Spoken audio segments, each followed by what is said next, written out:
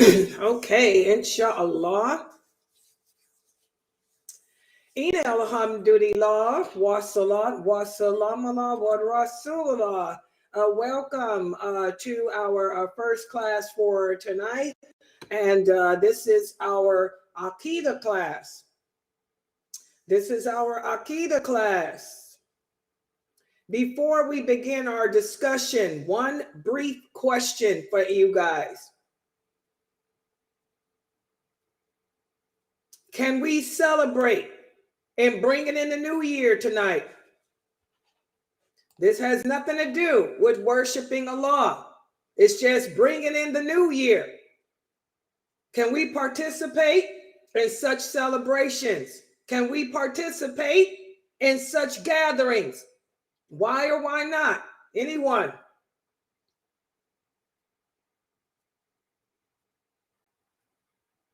Can anyone answer the question? This is New Year's Eve. Can we, as Muslims, and I don't see that many people here, so you know what that tells us. A lot of Muslims are bringing in the new year. Okay, it has nothing to do with worshiping Allah. And didn't we learn that when it comes to anything other than actions of worship, everything is permissible unless Allah says otherwise? So is there anything wrong with us bringing in the new year? Celebrating, gathering with other people to, sip non-alcoholic champagne and, watch the football game and eat little piggies rolled up and little pizza mozzarella balls.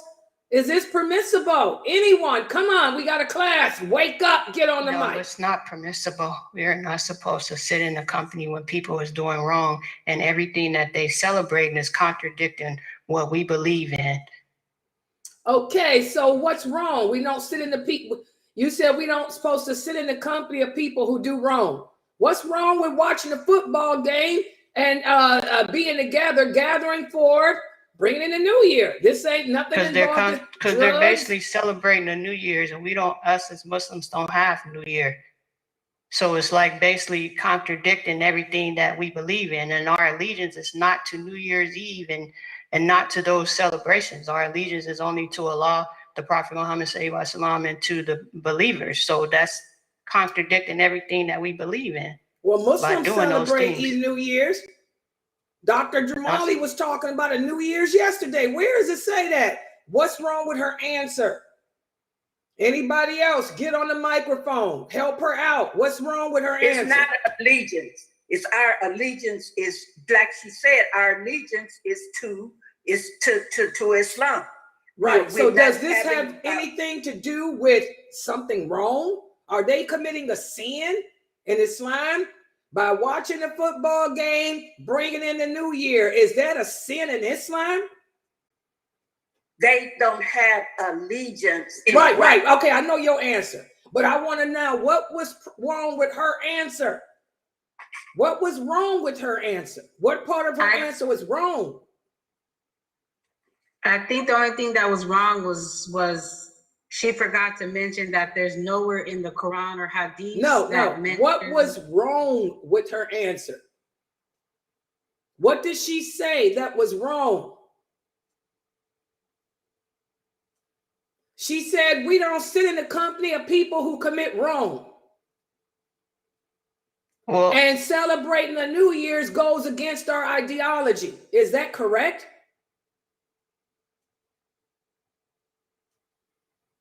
It's wrong for us. It ain't wrong for them. No. This is what I'm trying to get y'all to do. I'm trying to get y'all to not be combative. I'm trying to get y'all to be able to shut down the extreme Salafis, to shut down the Sufis, to shut down all these other Muslims that got one thing over y'all. What do these other groups have over y'all? They can express themselves. Y'all can't. Y'all may know the answer, but if somebody were to ask you to explain it, y'all can't. Y'all don't know how to speak well. And this is what the prophet said would happen. The people who know the truth, We can't verbalize it correctly. We don't know how to express ourselves. We mix it up. We get confused. We scatter. We say we mix truth with falsehood. Where when they speak, they have beautiful accents. They use big words. They smile. They're beautiful in their appearance. And the people are so mesmerized by the words they use, they believe everything they say is true. So this is what I'm trying to teach y'all. How to express yourselves correctly. Don't mix garbage with what's true. Those extreme people don't do that. It's hard for y'all to catch them. Somebody else, give me the answer and give it straight. Give it clean. Give it real, and don't mix stuff that ain't correct. What she said wrong with her answer is that verse of the Quran about don't sit in the company of evil. Is New Year's, is watching TV evil? And you're just watching a football game. You with your family, is that evil? No. Does evil is what Allah says is evil. Does the law say anything about watching football being evil? No. Does the law say that gathering with your family is evil? No. So that verse of the Quran doesn't apply to this, does it? Y'all get what I'm saying? That verse of the Quran is talking about you sitting in the company with somebody smoking marijuana. You sit in the company with people who are fornicating. You sit in the company of people who are backbiting, slandering, cursing. You're sitting in the company of people who are committing sins. So that verse of the Quran has nothing to do with this. And the people who are extreme fanatics would have eaten you up with that. They would have told you mixing the words of Allah. Okay. I want to know why. Can we gather? Can I go and go to my family's house tonight and bring in New Year's Eve with them? New Year's Eve, I tried to give y'all a clue to the answer. New Year's Eve has nothing to do with worship. We ain't paying homage to no entity. It doesn't entail anything haram. Your family they have non-alcoholic champagne. That ain't haram. They're watching a football game. That ain't haram. They cook dinner. That ain't haram. All the family is here and they're not even smoking around you. So that's fine. But why is it that we cannot do it? The answer is because all celebrations that are not from us are not of us. And as a Muslim, my allegiance is to Islam. That's the answer. You got it now, Amina? Real simple. I know this doesn't involve, you tell your family members, I know this ain't got nothing to do with worshiping God or any of that. But still, if I were to come and hang out with y'all tonight, that would be giving you a mixed message. That would be telling you that I support you in your non-Muslim celebrations. Well, it ain't got nothing to do with God. No, it doesn't. But I don't have allegiance to that. Just like if it was a Muslim, you got Muslims celebrating a so-called hijrah. Did the Prophet celebrate a hijrah? If a Muslim invited you to their house to celebrate an Islamic New Year, would you go? No, you would tell them the same thing that you would tell the non-Muslims today.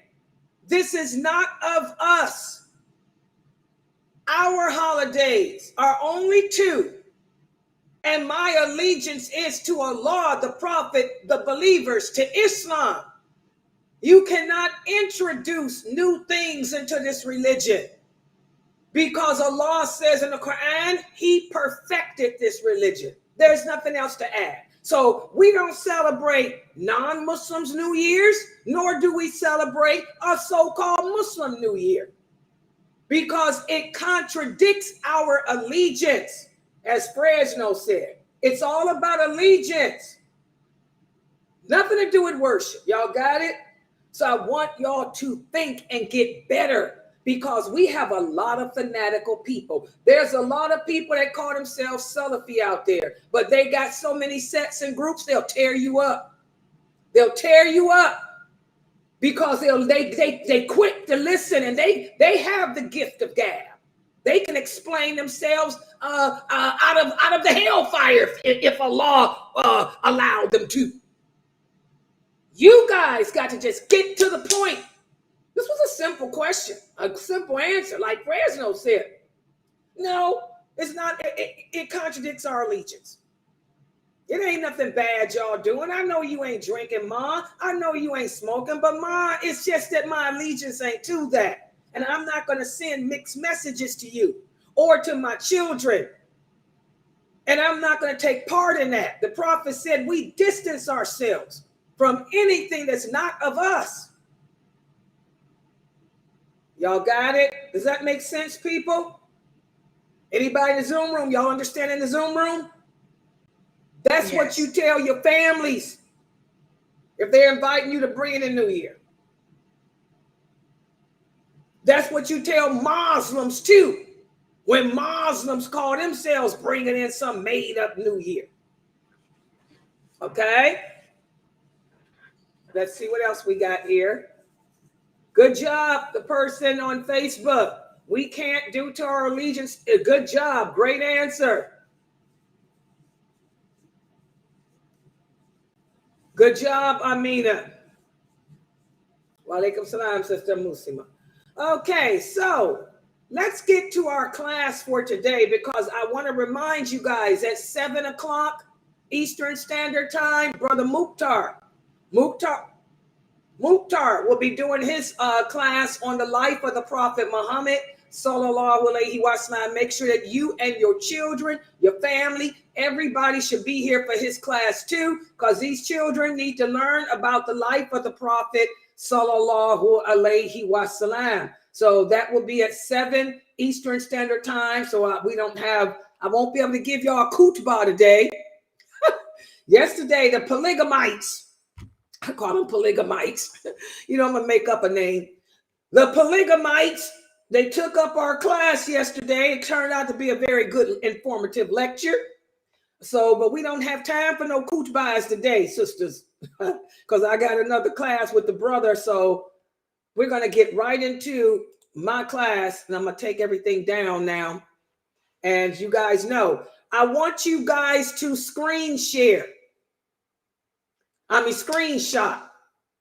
When I post the PowerPoint up, what I want you guys to do is what my students are doing in the Zoom room. Screenshot. Use your cell phone to screenshot the PowerPoint and then print it out from your phone after class, and it'll be like a little booklet. You can look at the hadiths, remember them, and all that, the pictures, all of that, and inshallah should help you. So I'm getting ready to go full screen.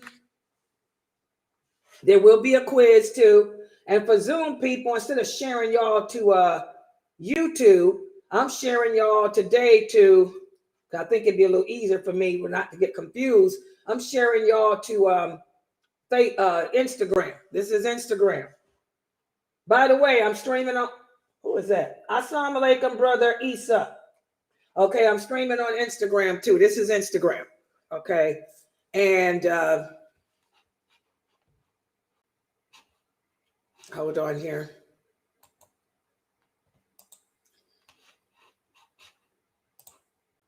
Now, okay, you guys are seeing what they see on Zoom.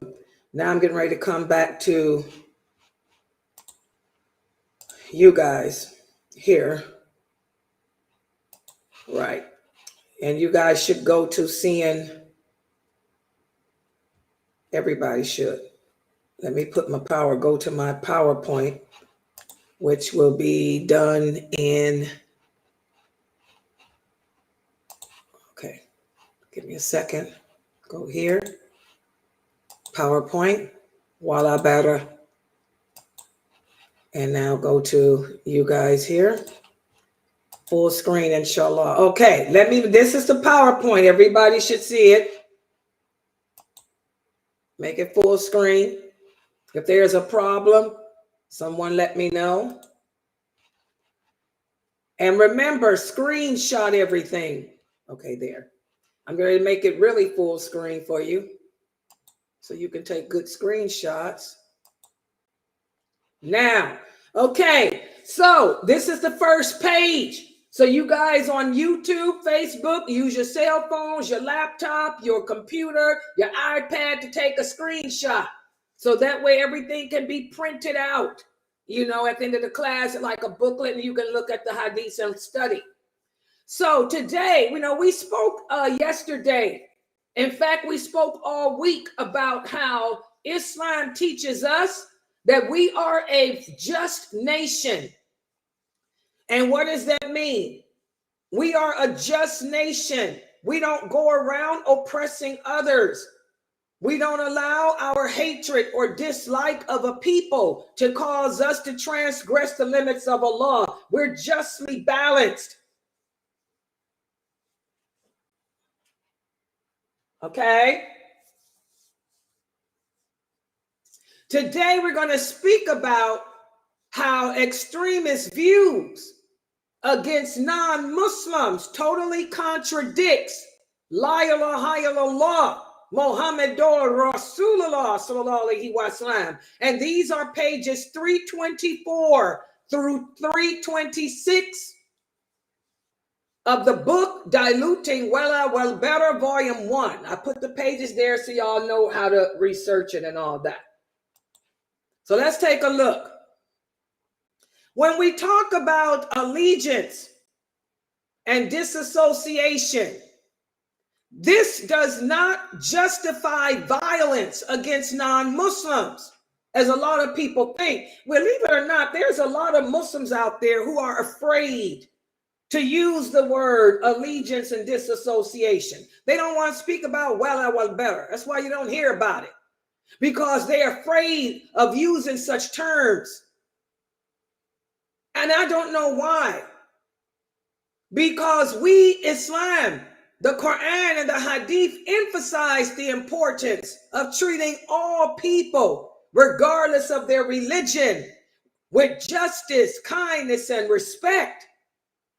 The Prophet Muhammad sallallahu alaihi wasallam even stated that he will be an advocate for anyone who wronged a non-Muslim who lives in a Muslim country.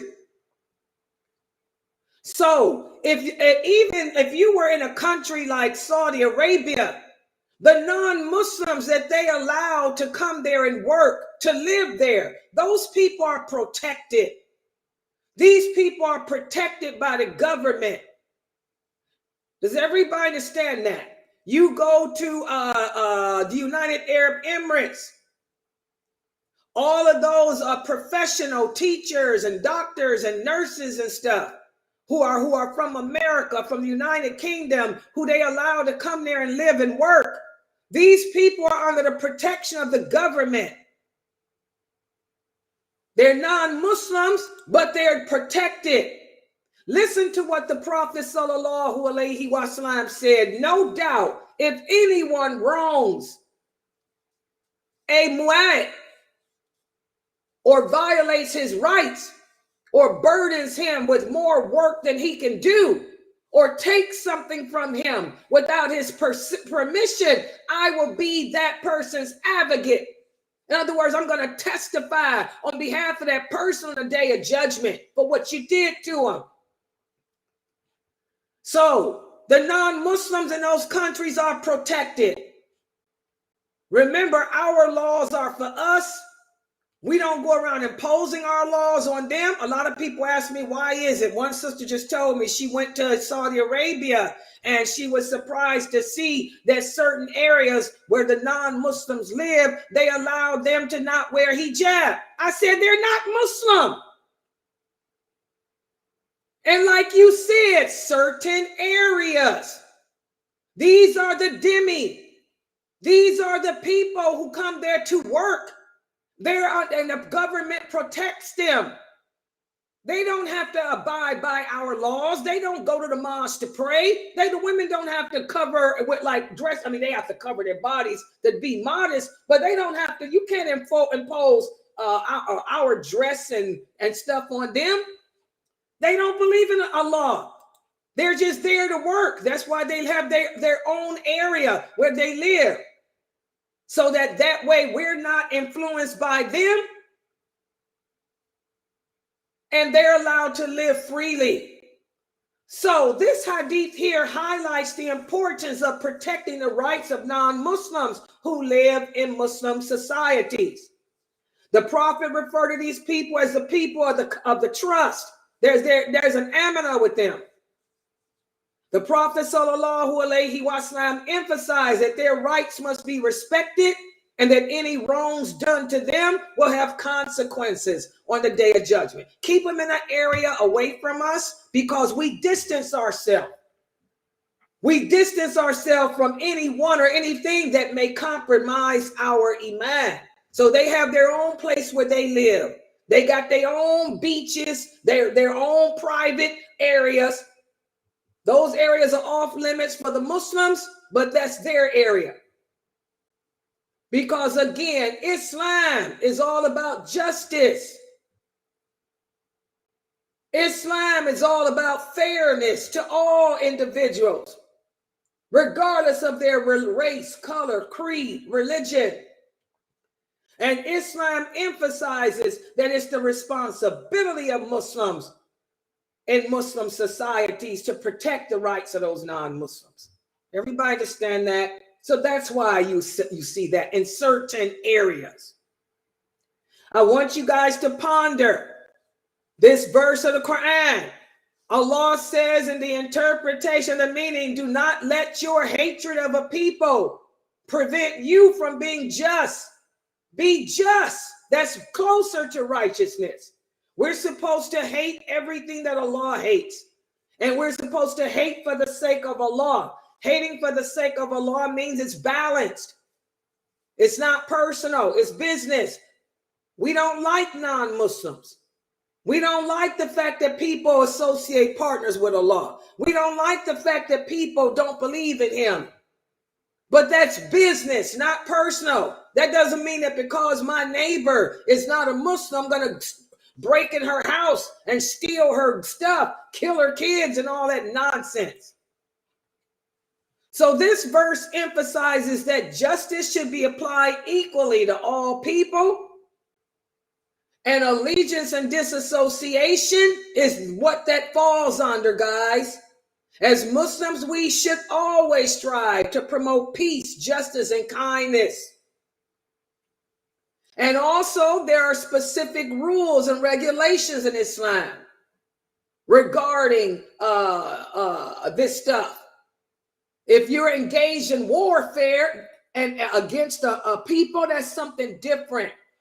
But even in warfare, we don't go around killing or hurting or harming the non-combatants, such as the women, the children, the elderly, the innocent civilians. And just because somebody might support another person's view, that doesn't give us the right to attack them either. Just like the Prophet had to explain when Asma's mother, who supported the Quraysh, she was an unbeliever. Abu Bakr divorced her because she refused to embrace Islam. She wanted to come visit her daughter. Her daughter wouldn't see her because that's when the Quraysh were fighting the Battle of Badr against the Prophet.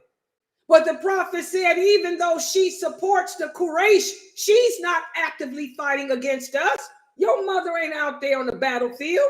Your mother just want to see her child. That's different.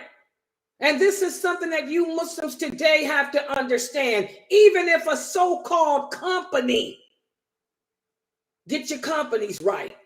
Even if a so-called business supported the ideology of the Zionists, does that mean that you can go around and destroy their business? If these people are not actively, combatively involved, then no, you cannot.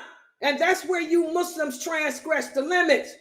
going around tearing down people's businesses and stuff in different countries. These people are not actively involved in anything. Even if they have that same ideology, so what? Most of the world has the same ideology against us. Nobody likes us. So does that give you the justification to go and destroy their homes, their businesses? So this verse shows that we don't do that. And also the previous hadith shows that anyone who does do these things, for you crazy, irradical Muslims that's going around destroying people's businesses who are not combatively fighting against you, the Prophet Muhammad sallallahu alaihi wasallam's got something to say to you. And for those of you who are doing that in the Muslim countries, to the non-Muslims, because they're non-Muslims, you really got it bad. Okay? The Prophet is going to be an advocate for anyone in this world who's been wronged, oppressed, or mistreated. Whether that person's a Muslim or a non-Muslim. So y'all better be cool. Like I was saying yesterday, learn to control and contain your emotions, Muslims. Learn to control and contain your emotions. All right? I don't know anyone personally who's lost more family members in Gaza than Dr. Ibrahim Durmali, one of the scholars of our website. My brother from another mother. But look how Dr. Ibrahim Durmali contains his emotions. Look how balanced he is. He's done shows with rabbis from his country, showing that Islam is all about balance, controlling your emotions, being dignified. You Muslims need to learn from him, because if anyone had reason to go around tearing down people's businesses, it would have been him. Because he's got relatives over there who he's lost. You ain't got nobody over there. You just looking for a reason to go around and act a fool. You better learn your deen, Muslims. So, the rejection of peaceful coexistence with non-Muslims, that shows that a person, got issues, and this contradicts the Islamic principles of harmony and justice. Y'all understand that? People who reject a peaceful coexistence, you're no different than the Zionists. You're just like them. And this belief system fosters a destructive mindset, which results in aggression and violence towards anyone that doesn't support your view, anyone who doesn't support your attitude. So as Muslims, we have to understand that peaceful coexistence with everyone is permissible and encouraged in Islam. Y'all understand that, brothers? You young brothers, you better get it together. Listen to what Allah says in the interpretation, the meaning. Allah does not forbid you from those who do not fight you because of religion and who do not expel you from your homes. He does not forbid you from being kind towards them and acting justly towards them. Y'all see that? So you live in America. You think, and it ain't even true, you think Starbucks supports Israel, which I done told y'all Starbucks does not. They done put out so many press statements. They said we support Palestine. The corporation does. And as far as our Starbucks shops, those are franchises. They're owned by whoever owns them, not us. But they put out a statement saying that our corporation, we do not support Israel. We support Palestine. They said we do not support the killing of women, the killing of children, the destruction that those people are doing. And at the end of their statement, they said, all we are concerned with right now is our employees walking off the job because they want a union. Starbucks does not support unions because they don't want to pay health care. But let's just say that you people were correct. You live in America. Let's say Mr. Starr said, well, I support Israel. But he's not fighting against you. He ain't throwing you out your house. In fact, he hired 2 of your sons to work in his store. But because he believes what the Zionists believe, does that give you, because most Americans are Zionists, y'all.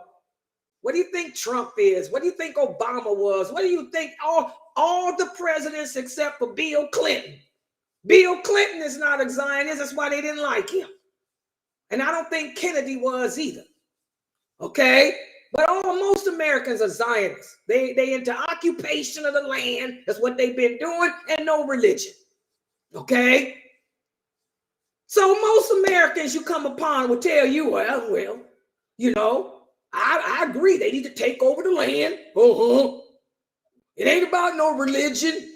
We need to be able to make our own laws, do our own thing. So because this idiot feels that way, but he's not over there doing it, does that justify you tearing down his store? When Allah says here, he doesn't forbid you from those who do not fight you. Like Qutayla, the mother of Asma, she supported the Quraysh. She had the same ideology that Abu Sufyan had at that time, that Abu Jahl had at that time. That's why Abu Bakr divorced her. But she wasn't fighting. Y'all got to get it together, Muslims. So the Quran states that Allah allows Muslims to be righteous and just towards those who are not fighting them because of their religion or kicking you out of your house. This verse also highlights the Islamic principle of justice. Justice is everything. We went over that yesterday. That's one of Allah's names, El-Adl. Allah is El-Adl, forever just. This verse emphasizes the importance of good conduct towards other religions, other races, and all of that. And we're going to be held accountable. Remember, whatever you do today is going to come back and bite you in that grave. And remember, death can come at any moment. And look at our Prophet Muhammad sallallahu alaihi wasallam. He established peaceful relations with non-Muslims during his lifetime, which resulted in the early Muslim community living in harmony with them in different parts of the world. Y'all understand that? Take a screenshot. Take a screenshot. Give y'all a couple of seconds. All right. Quiz. Let's see how many of you paid attention to today's class. First question. It's a scenario. A Muslim country has hired American nurses and doctors. These American non-Muslim nurses and doctors, are they examples of what a dhimmi is? Or are they not an example of what a dhimmi is in those countries? Come on, guys. Got another class. Let's get it. Hit it. Easy question. Yes, they are an example of dhimmi. Okay, good job. They are example of dhimmi. Exactly. So when you go to these Muslim countries, even though these governments got issues, and that's a whole different topic, but we're dealing with Quran and Sunnah here, not politics. Sheikh Morsi said, keep it out of politics, keep it on the Quran and Sunnah. I'm doing that, Sheikh Morsi. Okay, but you know, but those people, those non-Muslims that are allowed to live there and work there, they're under the protection of those governments. Y'all understand that? And don't be deluded. I'm going to put this in there. Don't be deluded. A lot of these Muslim countries are Zionists too. I want y'all to know that. A lot of these Muslim governments, they're Zionists too. But still, this is the reality. What about this? To be a dhimmi. If a person is a dhimmi, what is the person assured of? If a person is a dhimmi, what does that mean for them living there? What does it mean for them living there in that country?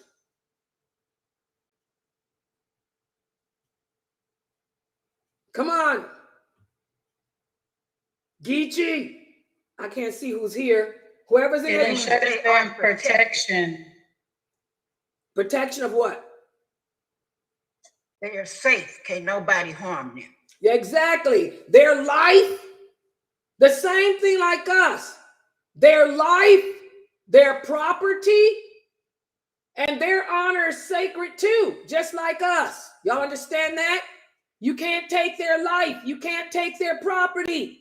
You can't attack their honor unless they give us a reason to approach them about their honor.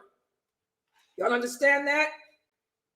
Life, property, honor, sacred. What about this? Last question. What do you have to say about those Muslims that are destroying stores that may have ties to Zionism, but they are not fighting against them? And by the way, what do y'all think a Mason is? America's what was George Washington? He was a Mason. What was Thomas Jefferson? He was a Mason. What were those early settlers after they broke off and got their independence from Christianity, which was the United Kingdom, British? They became Masons. What are Masons? Masons are Zionists. People, wake up. Your American Constitution was put together by Zionists. Y'all better learn history. See, I have a degree in history. It's my thing. Okay? A person tell you they're Mason, they're Zionist, guys. Y'all didn't know that, did you? Well, some of you did. Okay. So most everybody in America is a Zionist that's not a Muslim. What do you have to say about those Muslims that are destroying stores that may have ties to Zionism, but they are not fighting against them actively? Come on, guys, make it quick.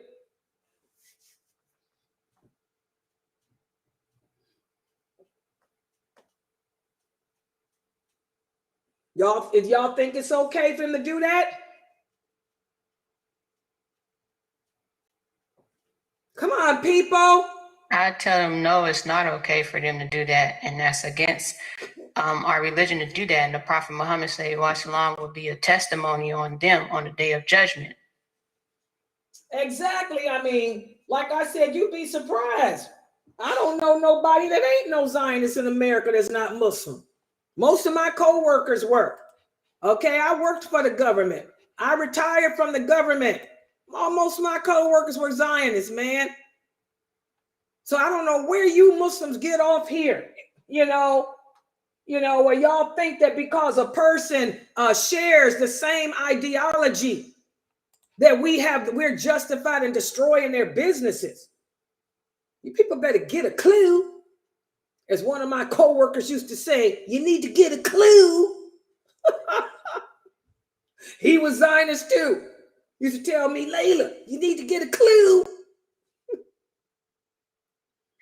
Yeah, I learned a lot. When you work for the government, you learn a lot about this country. All right, so mashallah, you guys did good on this quiz. So I hope that you guys can walk away from this with a better understanding. You know, as Muslims, we don't allow the ignorance of others to cause us to transgress Allah's limits. Instead, like the Prophet sallallahu alaihi wasallam said, when times of fitna happen, that's when you turn to yourself. Turn to the people of knowledge and start wondering, you know, what does Allah say? What is it that we're doing that we're not doing, or we're doing that we shouldn't do? You check yourself, check your iman, check your understanding of your religion, check your practice of it. Any questions, any comments? And by the way, I'm looking on YouTube. They're Dhimmi. Good job, Muslima. They're protected. Good job, Muslima. Good job, Muslima. They're violating my allegiance. She got her answers right. Yeah, she got an uncle. Yeah, you know, most we don't know where these Muslims are not educated. They didn't know that that's what the whole Civil War, independence war America had against the British was all about. They didn't want to be governed. They didn't want to be occupied and governed by the Bible, by religion. They wanted to break free of England because England was a monarchy and England was a Christian country. English was trying to establish Christianity here in America. And they wanted the England to run it. The settlers said, we ain't going for that. We don't want to be governed by a monarchy. And we want to occupy the land. We think the land should belong to us. And we don't want it to had nothing to do with God, nothing to do with religion, nothing to do with the Bible. They said, we want to make our own laws. We want to make our own rules, be free of that. And we want a democracy. We want to be able to vote for what we want. And that's what they were. They were Masons. That's where Mason began, guys. George Washington and them were Masons. They're Zionists. Read your Constitution. I'm a paralegal. Read that Constitution. Indivisible. What does that mean? To be indivisible. With justice for all based on their democracy, not based on the Bible or religion, not based on a monarchy. Y'all better learn history. This has always been a Judeo-Christian. What does Judeo-Christian mean? It means Mason, Zionist. Whoa, people. See where that history comes from? Thank God I did go and get a degree in it. It helps in my dawah. Ain't no jobs for it, but it helps with my dawah. All right, I'm going to stop right here. I'll be logging back on in 15 minutes. Brother Mukhtar will be doing his class. Everybody needs to be here. He's going to be talking about the Prophet Muhammad sallallahu alaihi wasallam and what happened. What happened after that migration and stuff, okay? So I'll be logging back in 15 minutes. Subhanakallahumma wa bihamdika, ashhadu an la ilaha illa anta, astaghfiruka wa atubu ilayk. Let me set this up for Mukhtar now.